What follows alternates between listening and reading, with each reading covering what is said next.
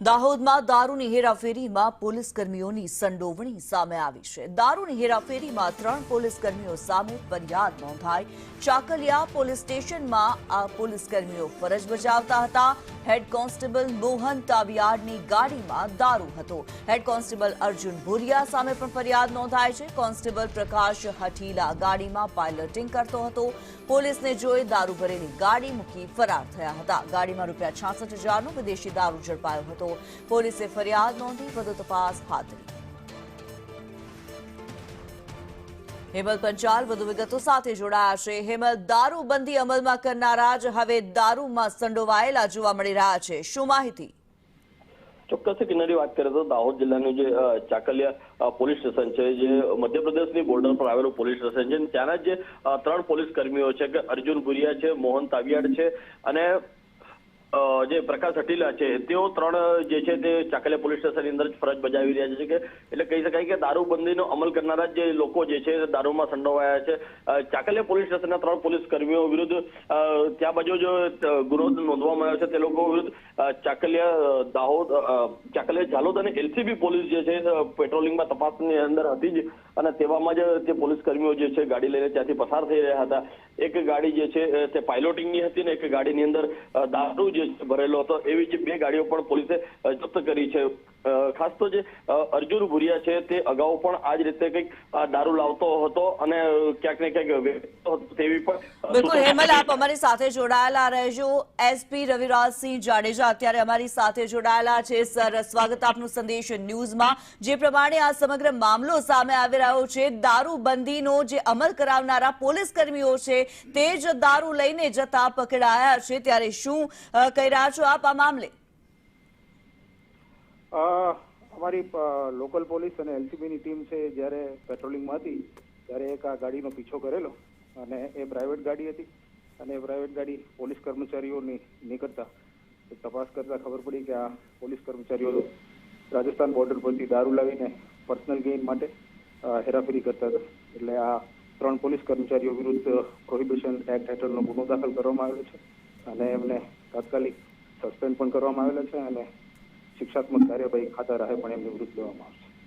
બિલકુલ સર, જે પ્રમાણે અત્યારે આ સમગ્ર મામલો સામે આવ્યો છે, આ માત્ર કદાચ એક વાર આ લોકો પકડાયા છે, અગાઉ પણ કદાચ તેમણે આ પ્રકારની હરકત, આ પ્રકારનો વ્યવહાર કર્યો જ હશે, ત્યારે જે અન્ય પોલીસ કર્મીઓ છે તેમના પર પણ અત્યારે સવાલ થઈ રહ્યા છે, કારણ કે બુટલેગરો સાથે આ જે 3 પોલીસ કર્મી છે તેમની જે સાંઠગાંઠ સામે આવી રહી છે, દારૂ મળી આવવો ખૂબ મોટા સવાલ ઉભા કરે છે।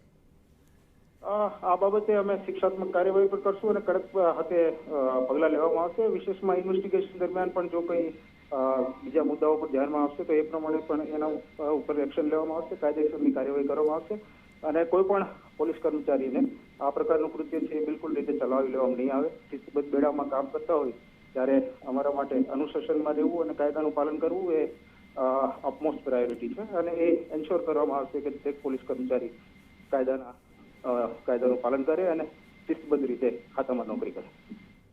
જી બિલકુલ, ધન્યવાદ, આપ અમારી સાથે જોડાયા।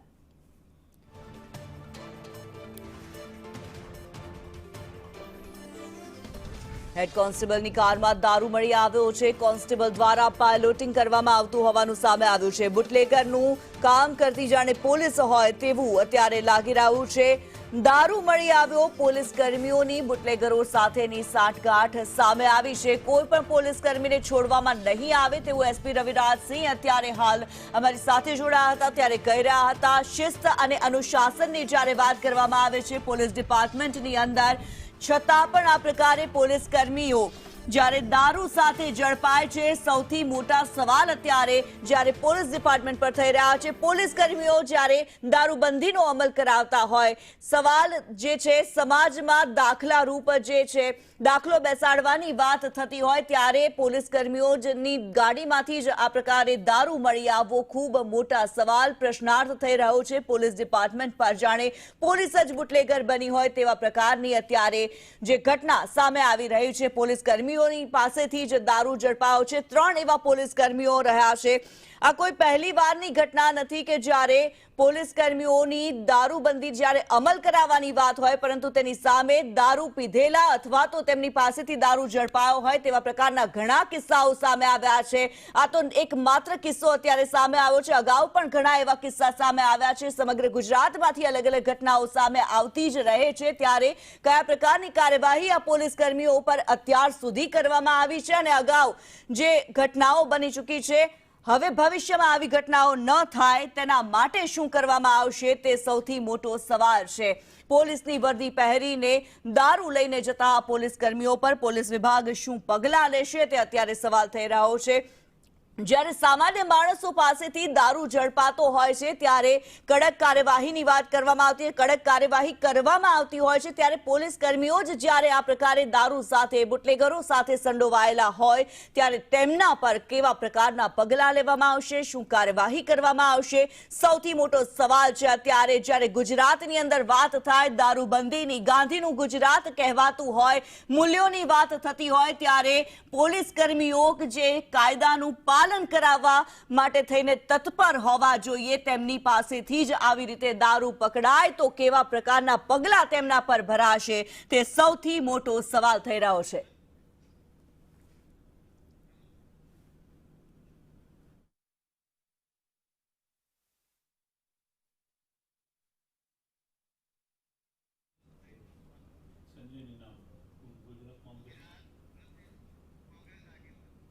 ત્યારે કોંગ્રેસ આગેવાન સંજય નીનામા અમારી સાથે જોડાયેલા છે। સંજયભાઈ, સ્વાગત આપનું સંદેશ ન્યૂઝમાં। જે ઘટના સામે આવી રહી છે, પોલીસ કર્મીઓ જ દારૂની હેરાફેરી કરતા ઝડપાયા છે, આપનું શું કહેવું છે આ મામલે?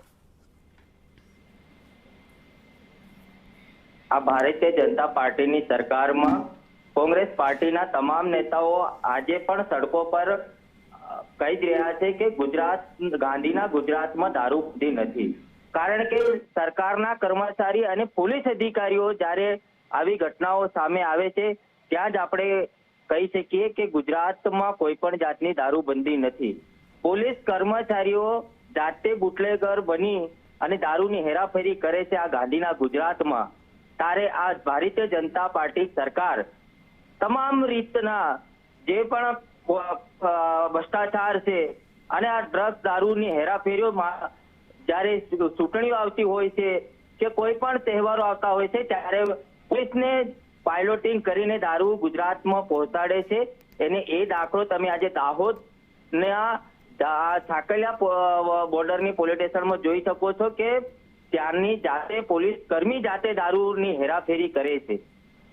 એ આ ગુજરાતની જનતા માટે એક મોટો આઘાત કહેવાય, કેમ કે ગુજરાત જે પોલીસને દારૂ રોકવાનું કામ હોય છે એ પોલીસ આજે દારૂની બુટલેગર બનીને ફરે છે। આમાં જનતા ક્યાં કોની પાસે જશે? પબ્લિક એવું ઈચ્છે છે કે અમારી રક્ષા પોલીસ કરશે, પણ આ ગુજરાતમાં રક્ષક જ ભક્ષક બની રહ્યા છે, ત્યાં તમે પણ જોઈ રહ્યા છો અને આ ગુજરાતની જનતા પણ જોઈ રહી છે। જી ધન્યવાદ સંજયજી, આપ અમારી સાથે જોડાયા। ત્યારે પોલીસની વર્દીમાં દારૂની હેરાફેરી કરતા પોલીસ કર્મીઓ અત્યારે ઝડપાયા છે।